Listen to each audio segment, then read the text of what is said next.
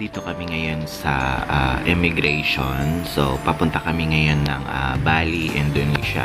So, kung makikita nyo guys, sobrang haba ng pila dito ngayon. Kasama ang mga OFW, lahat ng lalabas ng bansa. This time guys, sobrang higpit ng immigration dito sa bansa natin, no? Dito sa Pilipinas. So, kailangan yung mga gustong lumabas ng bansa, kailangan naka-prepare kayo ng inyong mga requirements, no? So guys, inabot din kami ng 1.5 hours siguro sa immigration. So ayan, pa-boarding na kami ngayon. Ayan yung mga kasama ko. So ayan guys, after 3 hours and 30 minutes, nakarating na kami sa Bali, Indonesia Airport. Ayan, ang laki pala ng airport nila dito guys. So, hinahanap namin ang aming sundo. Ayan, dahil didiretso na kami sa aming hotel.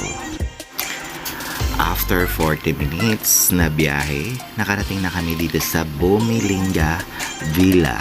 Dito kami ngayon nakastay for 5 days.